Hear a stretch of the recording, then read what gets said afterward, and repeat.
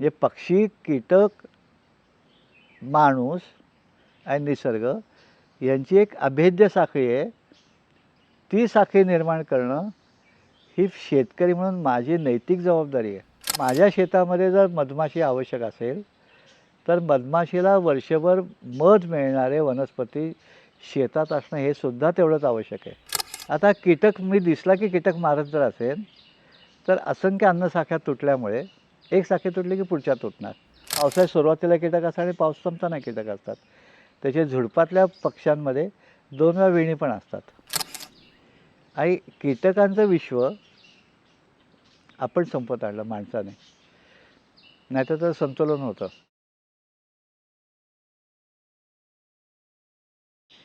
किलबिल किलबिल पक्षी बोलते, झुळझुळ झुळझुळ झरे वाहते, पानोपाने फुले बहरते, फुलपाखरेवर भिरभिरते, स्वप्नी आले काही, स्वप्नी आले काही बाई, मी गाव पाहिला बाई. नमस्कार, मी राजेंद्र श्रीकृष्ण भट. हे जे कवितेतलं गाव आहे, हे आपली खरंच गावामध्ये ही रचना होती बरं का पूर्वी. आपली सगळी गावं निसर्गाच्या सहवासात, निसर्गाच्या कुशीत, तिथे निदान 8 महिने वाहणारे झुळझुळ झरे, वनश्री आणि त्या वनश्रीवरती बागडणारी फुलपाखरं, पक्षी, कीटक, ही आपली भारतीय परंपरेची एक अनन्यसाधारण रचना आहे किंवा सांभाळण्याची प्रवृत्ती आहे. निसर्गाच्या सहवासात, निसर्गाच्या बरोबर आनंदी सुखी जीवन आणि ग्रामव्यवस्था त्याच्याशी निगडीत, ही भारताची सगळ्यात मोठी एक संपत्ती म्हणूया किंवा एक रचना म्हणूया, की शेकडो वर्ष, हजारो वर्ष चालत आलेली परंपरा जी आहे. या परंपरेमध्ये अविभाज्य घटक लहानपणापासून म्हातारपणापर्यंत किंवा मेल्यापर्यंत पक्ष्यांशी निगडीत असलेलं जीवन, मग तो कावळा पहिलं तोगे कावको कतारेपासून पिंडदानापर्यंत असणारा कावळा असेल, नाचरे मोरा आंब्याच्या वनात असेल, हे पक्षी आणि कीटक याच्याशिवाय आपलं जीवनच समृद्ध होऊ शकत नाही. दुर्दैवाने हरितक्रांतीनंतर मला सगळं मिळालं पाहिजे या हव्यासामध्ये आपण हे सगळं हळूहळू संपवत आणलं. शेतीमध्ये ज्या अन्नसाखळ्या, निसर्गाच्या अन्नसाखळ्या होत्या, त्याला आपण म्हणतो सपोर्टिंग टीम म्हणू शकू किंवा बॅकअप, हा जो होता, हा निसर्गाचं संतुलन राखण्याचा प्रयत्न निसर्गाने केलेल्या अद्भुत रचनेमध्ये होता आणि आहे अजूनही. ही संतुलन राखण्याची रचना शेतामध्ये दुर्दैवाने हळूहळू संपत आली. आपल्या शेतीच्या उत्पादनासाठी, पीक चांगलं वाढण्यासाठी, पीक चांगलं फुलोऱ्यात येण्यासाठी, फुलोऱ्यातलं पीक फळामध्ये रूपांतर होण्यासाठी कीटक आणि पक्ष्यांची नितांत आवश्यकता असते. हे वातावरणातले जसे आहेत तसे जमिनीखालचे जीवजंतू जे आहेत, बुरशांपासून गांडुळापर्यंत, मुंगीपासून बेडकापर्यंत, ही सगळी सृष्टीची असंख्य रूपं, त्यातले असंख्य सजीव एकमेकांशी बांधले गेलेले आहेत. तसे निसर्गातला एक नियम असा आहे की सहजीवन आणि परस्पर अवलंबत्व, जे एकमेकांच्या मदतीशिवाय निसर्गात कुठलीही गोष्ट होऊ शकत नाही. दुर्दैवाने आपण ते मधल्या काळात विसरलो आणि आपल्या शेताच्या उत्पादनाचा ऱ्हास, असलेल्या उत्पादनामधली गुणवत्ता ही आपण संपवत आणली. ही जर परत आपल्याला छान करायची असेल, माझ्या नातवंडाने त्यांच्या नातवंडांपर्यंत या निसर्गाचा आस्वाद घेऊन जगण्याची रचना जर मला करायची असेल, तर मला हे परत सगळं मी जिथे राहतो त्या इकोसिस्टम म्हणजे परिसंस्थेमध्ये निर्माण करणं आवश्यक असतं. आणि आपण आधुनिक जगाच्या वावरताना महत्त्वाची ही गोष्ट विसरलो की आपण कोणावर तरी अवलंबून आहोत. आणि अवलंबत्व जे आहे ते अवलंबत्व एकावर अवलंबून नाही आहे, एकात्मिक आहे. असंख्य घटक माझ्या चांगल्या जगण्यासाठी किंवा माझ्या विनाशासाठी काम करत असतात. हे काम करणारे दृश्य स्वरूपामधले आपल्याला दिसणारे घटक जे आहेत त्या घटकांमध्ये कीटक आणि पक्षी. निसर्गाचा समतोल राखण्याची रचना, उत्पत्तीपासून लयेपर्यंत होणारी रचना ही सूक्ष्मजीव, कीटक आणि पक्ष्यांशी निगडीत आहे.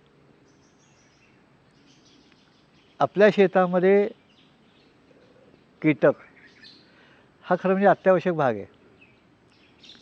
आपण माणसाने विचार करताना माझ्या वनस्पतीला खाणारा म्हणजे मी लावलेल्या वनस्पतीला खाणारा ती कीड आणि वनस्पतीला मदत करून वनस्पतीची वृद्धी करणारा, परागीभवनाला मदत करणारा तो उपयुक्त मित्र कीटक, अशी आपण माणसाने सोयीस्कर व्याख्या केली. संपल्याशिवाय निर्माण होत नाही हो. जे फुलपाखराने ज्या झाडावरती अंडी घातली त्या अळीने पानं खाल्ली आणि पानं सगळी संपल्यामुळे वनस्पतीने परत नवीन पानं आणली आणि त्या नवीन पानांबरोबर फुलोरा आला. हे लिंबासाठी खूप महत्त्वाचं आहे. तसे लिंबावरती कीटकाने अंडी घालणं हे सुद्धा तेवढंच महत्त्वाचं आहे.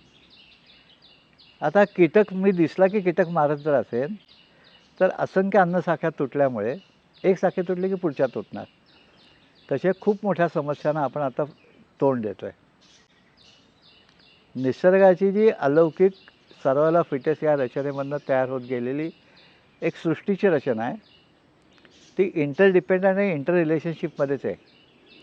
तर माझ्या शेतामध्ये आपण मागच्या भागानं बघितलं की सौंदर्य, सुगंध, त्यासोबत माझ्या शेतामध्ये कीटक आणि पक्षी असणं तेवढंच महत्त्वाचं आहे.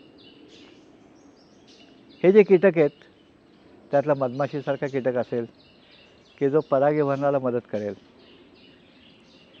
एखादा कीटक असेल ते वाढीचं नियंत्रण करेल, त्याला शेतीच्या भाषेत, शास्त्रीय भाषेत आम्ही म्हणतो एक शेंड्याची वाढ थांबवणं, म्हणजे अपायकल डॉमिनन्स. तर शेंड्याला लागणारी कीड शेंडा कापतं आणि बाजूने फुटवे येतात. शिशु अवस्थेमध्ये नको, पण नंतरच्या अवस्थेमध्ये हे खूप आवश्यक असतं. आपण झेंडूचा शेंडा खोडतो, एखाद्या वनस्पतीचा शेंडा खोडतो म्हणजे बगलफूट वाढते. मग हे काम निसर्गाच्या मदतीने वनस्पतीने स्वतःहून तयार केलेलं आहे. ते कीटक हे वनस्पतीच्या दृष्टीने अत्यावश्यक घटक आहेत. त्याची साथ येणं हे थोडीशी हानिकारक आहे. आणि कीटकांचं विश्व आपण संपत आणलं माणसाने, नाहीतर तर संतुलन होतं. टोळधाडीसारखे अपवादात्मक कीटक त्रास देत होते, नाही असं नाही, पण त्याच्याही नियंत्रणाच्या पद्धती होत्या. आणि त्या कीटकांची संख्या खूप बेसुमार वाढली किडीची, तर त्याला खाणारे मित्र कीटक होते. मग मित्र कीटकांची यादी आज प्रसिद्ध आहे. चतुरापासून क्रायसोपा कार्निसपर्यंत किंवा लेडी बर्ड बीटलपर्यंत हे एकमेकांचं जे संतुलन राखत आहेत. या दोघांची प्रजा जर वाढली तर त्याचं नियंत्रण करण्यासाठी पक्षी आवश्यक घटक आहेत. मग हे जे पक्षी आहेत दुर्दैवाने आपल्या शेतामध्ये या कीटकांची होस्ट प्लांट म्हणजे त्यांची वाढ ज्याच्यावर होते ते वनस्पती आणि पक्ष्यांना घरटं करता येईल अशी झुडपं आपल्या शेतात नाहीच आहेत. माझ्या शेतामध्ये जेव्हा शिंपी पक्षी घरटी करतो आणि त्याची अंड्यातनं पिल्लं जेव्हा बाहेर येतात तेव्हा त्या पिल्लांना अन्नाचं एक महत्त्वाचं साधन जे कीड असते, कीटक असतात. ते शिंपी पक्ष्याची जोडी त्या परिसरातले जवळजवळ सगळे कीटक संपत आणते. आणि पावसाळ्यात सुरुवातीला कीटक असतात आणि पाऊस संपताना कीटक असतात. त्याचे झुडपातल्या पक्ष्यांमध्ये 2 वेळा वेणी पण असतात. मग हे पक्ष्यांचा किलबिलाट, पक्ष्यांनी केलेलं वनस्पतींचं संरक्षण, वनस्पतींचं परागीभवन पक्षी आणि कीटकांच्या माध्यमातून झालेलं किंवा बियाणांचा प्रसार हा कीटक आणि पक्षी असल्याशिवाय होऊच शकत नाही. हे जर मला निसर्गाचं संतुलन साधायचं असेल तर माझ्या शेतामध्ये पक्षी असणं आणि कीटक असणं आवश्यक गोष्ट आहे. मग माझ्या शेतामध्ये जर मधमाशी आवश्यक असेल तर मधमाशीला वर्षभर मध मिळणारे वनस्पती शेतात असणं हे सुद्धा तेवढंच आवश्यक आहे. आपल्या पिकाचे जे आपण पीक लावतो आहे त्याचा फुलारा ठराविक काळ असतो, वर्षातले एखाद महिना. मग मधमाशीने वर्षभर काय खायचं? तर आपण आपल्या शेताच्या चारीभोवतीला जर वेगळ्या फुलं येणाऱ्या, वेगळ्या ऋतूमध्ये येणारी फुलं येणाऱ्या वनस्पती लावल्या की ज्याच्यावर मधमाशी जेवण जेवू शकते, अशा वनस्पती लावून आपण मधमाशीचं अन्नाची स्थिरता किंवा शाश्वतता तयार करू शकू. आणि मग मधमाशी तिथे शक्यता आहे तिला बाकीचे त्रास होणार नसले तर तिथे ते पोळं करेल आणि मधमाशी राहील. मधमाशीसारखे गांधील मासे आहेत की ज्या किडीचं नियंत्रण करतील. काही असे वेगळे परागीभवन करणारे कीटक आहेत, फुलपाखरं आहेत. या सगळ्यांचं अस्तित्व माझ्या शेतामध्ये असण्यासाठी मला वेगळ्या प्रकारच्या वनस्पती पीक सोडून, कारण पिकाची पानं खाल्ली तर मला त्रास होईल, म्हणजे माझं उत्पादन कमी होईल. पण कीटकांची होस्ट प्लॅन्ट, पक्ष्यांना घरं करण्यासाठी लागणारी झाडं ही माझ्या शेताच्या चारी बाजूला असणाऱ्या बफर झोनमध्ये मी नक्की करू शकतो. आणि त्याच्या मदतीने माझ्या पाठीवरचा पंप आणि स्प्रे करणं मी थांबवू शकतो. जे निसर्गाचं संतुलन निसर्गातल्याच घटकांच्या माध्यमातून करणं हे ह्याच्या पुढच्या शेतीतलं एक महत्त्वाचं ध्येय आपण ठरवलेलं आहे. त्याला आपण म्हणतो जैविक नियंत्रण पद्धती, biological pest control with help of predator म्हणजे मित्रकीटक, पक्ष्यांच्या मदतीने आपण ते करू शकतो. हे दोन्ही करण्याकरता आपल्याला शेताच्या बांधांवरती, शेताच्या चारी बाजूला बहुवर्षायी वनस्पती, वेली, झुडपं ही तयार करायला लागते. जे मधमाशीसाठी मी लावणारा अडुळसा की ज्या फुलांवरती मधमाशी छान जगू शकते, तो अडुळसा माझाही कफ सिरप आहे हो. माझा खोकला टाळण्याची रचना त्या अडुळशाच्या पानामध्ये. आणि ते झुडपामध्ये जे अडुळशाचं झुडूप आहे त्याची रुंद पानं आहेत आणि त्या रुंद पानांवरती शिंपी पक्षी घर करू शकतो. म्हणजे पक्षी, कीटक, माणूस आणि निसर्ग यांची एक अभेद्य साखळी आहे. ती साखळी निर्माण करणं ही शेतकरी म्हणून माझी नैतिक जबाबदारी आहे. आणि हे जर मी पार पाडू शकलो तर माझ्या शेतामध्ये स्वयंपूर्ण स्वनियंत्रित अशी रचना निर्माण होऊन त्यातनं कुठलेच दूषित घटक त्यात न शिल्लक राहता आपल्याला मिळणारं अन्न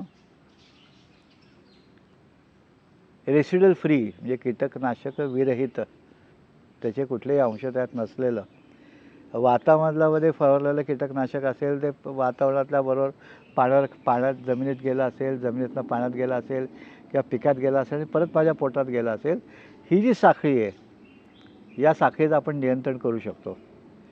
तर आपल्याला हे जर नियंत्रण करायचं असेल तर आपल्या शेतामध्ये कीटक आणि पक्षी ही आवश्यक गोष्ट आहे. आणि ते करण्यासाठी आपल्याला वेगळे फुलं असणारी झाडं, वेगळे पक्ष्यांसाठी झुडपं हे आवश्यक आहे. म्हणजे आम्रपक्षी म्हणजे गोल्डन ओरियल, आंब्याला मोहर येण्याच्या काळात गोल्डन ओरियल येतो आणि खोडावरचे कीटक खातो.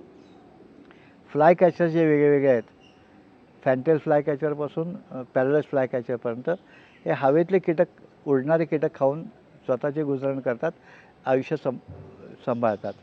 तर हे जर आपल्याला करता आलं तर आपोआपच आपल्याला चांगली इकोसिस्टीम, परिसंस्था तयार करून छान आपण आनंदी जाऊन बाकीच्यांना आनंदी जगवता येईल. तर आपण सगळ्यांनी प्रयत्न करूया की आपल्याला अन्न तर पाहिजेच, ह्याच्यात काही वादच नाही, पण शेताच्या चारी बाजूला एक वनस्पतींचं कुंपण, सजीव कुंपण ज्याला आपण म्हणतो, ते सजीव कुंपण करून त्याच्यामध्ये ह्या सगळ्या गोष्टी लावून आपण कीटक आणि पक्ष्यांना आकर्षित करू शकतो. आणि ते आकर्षित केल्यानंतर आपल्या पिकाचं संरक्षण आणि पिकाची गुणवत्ता वाढण्यासाठी ते खूप उपयोगी ठरतं. तर माझी सगळ्यांना विनंती आहे आपण शक्य तिथे हे करावं आणि आपल्या शेताचं स्वनियंत्रित होण्याची रचना पूर्ण करावी. नमस्कार. नमस्कार.